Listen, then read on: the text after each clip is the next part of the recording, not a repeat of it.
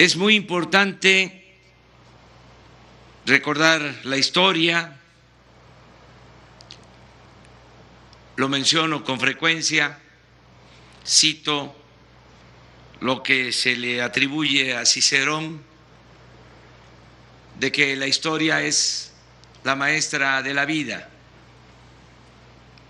y del que no sabe o quien no sabe de dónde viene, difícilmente sabrá hacia dónde va. Pedro Baranda ayuda a consumar la independencia de México, porque siempre las ideas van por delante de los hechos. Cuando se habla de la independencia de México, siempre nos acordamos de 1810, que es el inicio del movimiento de independencia. Y suele también recordarse que es cuando el cura Hidalgo proclama la abolición de la esclavitud. Y se piensa que la esclavitud es abolida en México desde entonces, desde 1810.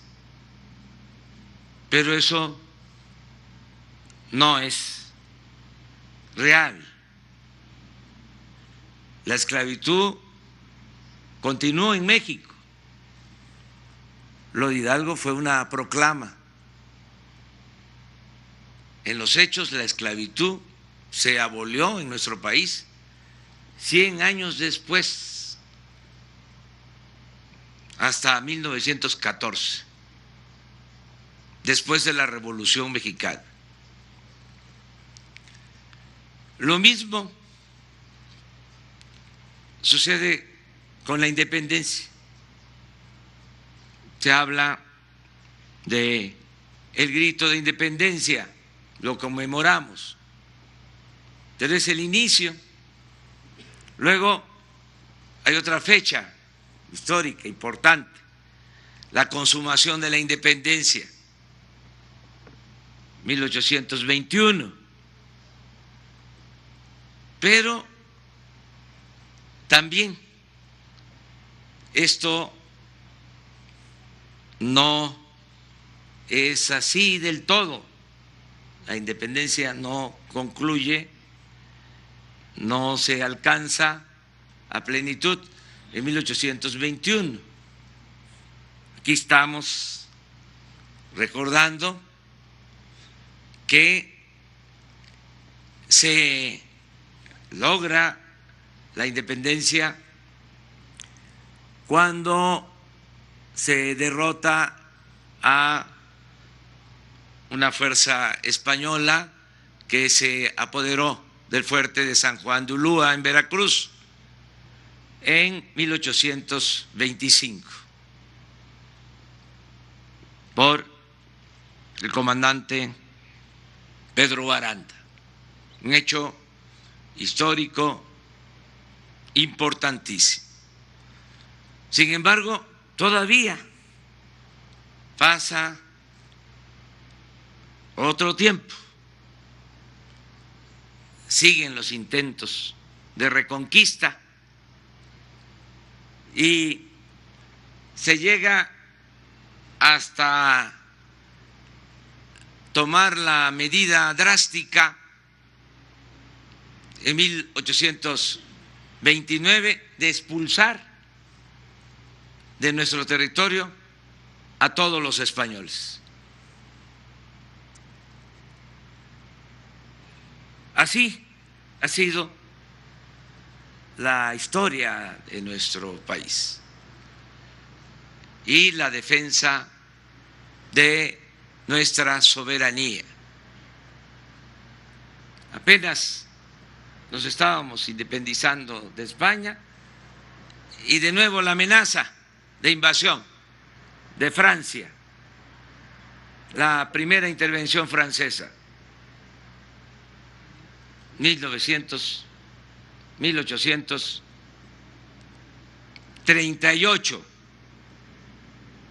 Si hablamos de la expulsión de los españoles en 1829, y de nuevo nos invaden, ahora franceses, 1838. Imagínense cuánto costaba hacer valer nuestra independencia. Esa intervención francesa se le conoce como la Guerra de los Pasteles, porque aquí cerca había un restaurante de un francés y unos mexicanos consumieron unos pasteles y esto originó el reclamo de Francia y lo usaron como pretexto para invadirnos en 1838. Es importante también este año porque de nuevo en Veracruz no se podría escribir la historia de México sin el puerto de Veracruz, porque ha sido el escenario de todos estos acontecimientos definitorios en la historia de México. Pues ahí el que defiende al puerto de Veracruz y la independencia de México es Antonio López de Santa Anna, y ahí pierde su pierna Santa Anna. Luego que se logra en 1839 el arreglo con Francia, 7 años después la invasión estadounidense. Desde 1846 empiezan a invadirnos y de nuevo, además de hacerlo por tierra, lo hacen por mar y hay un desembarco en Veracruz. Esa intervención fue muy dolorosa, fue como un gran zarpazo, porque por esa intervención nos despojaron de más de la mitad de nuestro territorio. Los invasores entraron hasta la Ciudad de México y fue ofensivo porque se izó la bandera estadounidense en Palacio Nacional. Son de los tiempos más tristes de la historia patria.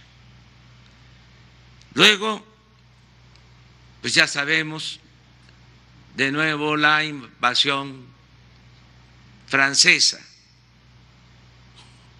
y logramos restablecer nuestra república y se logra la segunda independencia de México. Pero todavía en el siglo pasado, el siglo XX, en 1914, nos vuelven a invadir los estadounidenses. Por eso recordamos siempre a los oficiales de la Armada de México que lucharon en Veracruz, a Virgilio Uribe, a Mariano Azueta, defensa de nuestra patria. es interesante que entonces era presidente de Estados Unidos Woodrow Wilson, presidente demócrata, que toma esa decisión que reprobamos, aún siendo él uno de los principales impulsores de lo que conocemos ahora como la Organización de Naciones Unidas. En ese tiempo, el secretario de Marina de Estados Unidos era Joseph Daniel, un personaje extraordinario. Y bajo sus órdenes estaba en 1914 Franklin Delano Roosevelt.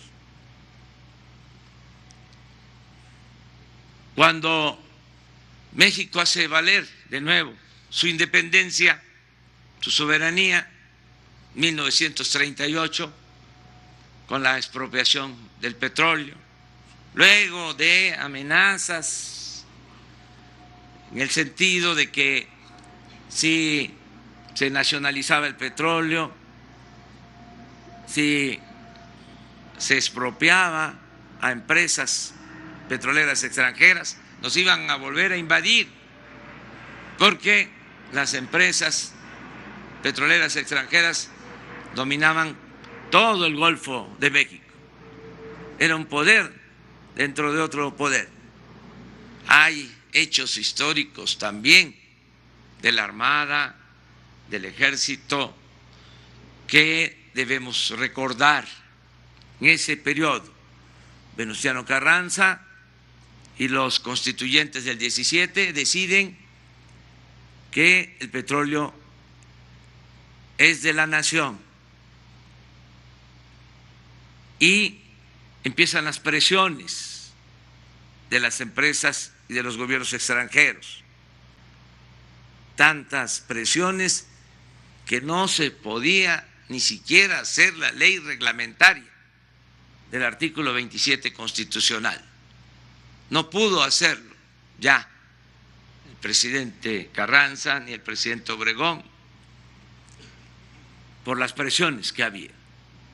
Y siempre amenazaban con invadirnos si México recuperaba el petróleo que Porfirio Díaz había entregado a los extranjeros. Y hay expresiones de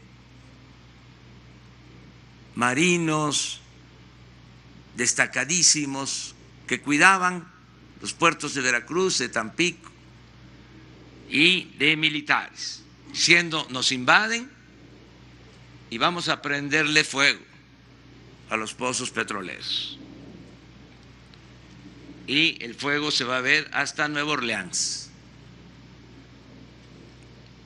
Esa era la respuesta ante la amenaza de intervención en ese entonces. Y el general Cárdenas decide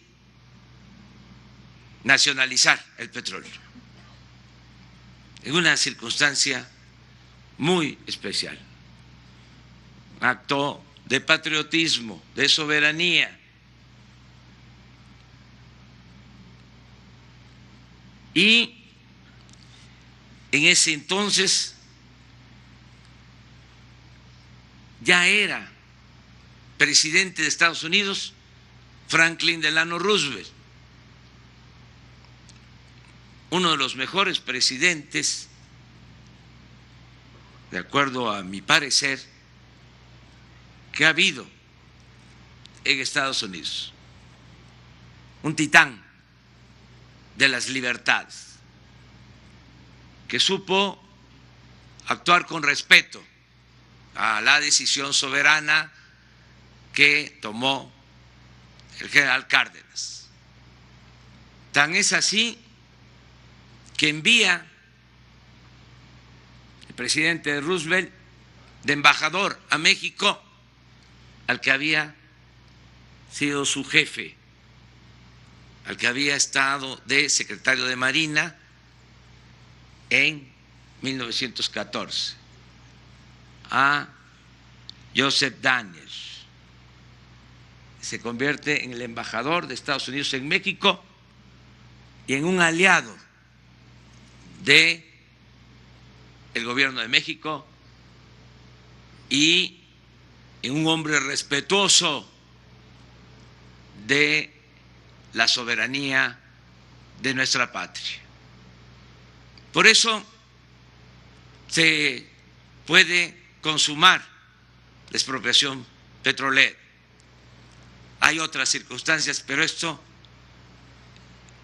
es importante. El general Cárdenas, cuando expropia el petróleo, escribe en su diario de que recordaba el tiempo en que había estado de comandante en el Golfo, todavía era capitán y había estado de comandante en la zona militar del Golfo con sede en Papantla, y decía en el 38, escribía en su diario, de que lo visitaba el gobernador de Veracruz, Heriberto Jara, y que platicaban de los abusos que cometían las empresas petroleras extranjeras, y que eso lo tenía presente, y que eso influyó para tomar esa decisión de expropiar el petróleo. Fíjense cómo es la vida y la historia. El primer secretario de Marina,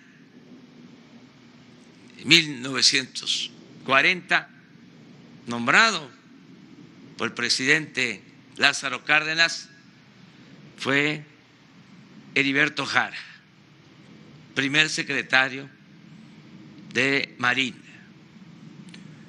Por eso me da mucho gusto estar aquí y conmemorar esta fecha histórica de el capitán Pedro Baranda. La historia de los Baranda de Campeche es también algo extraordinario, excepcional, porque sus dos hijos también fueron militares, Pedro y Joaquín. Pedro fue gobernador de Campeche, de Tabasco. Los dos participaron en el movimiento de reforma. Los dos lucharon para defender a la patria con o durante la intervención francesa. Y Joaquín fue alrededor de 20 años secretario de Justicia y de Instrucción Pública en el gobierno de Porfirio Díaz. La familia Baranda es una familia de estirpe revolucionaria, de luchadores independentistas. Por eso, repito, me da mucho gusto participar en esta ceremonia. Además, me ejercita la memoria. Yo soy apasionado de la historia y esto me ayuda también a no olvidar, a tener muy claro nuestro pasado para seguir defendiendo nuestros ideales.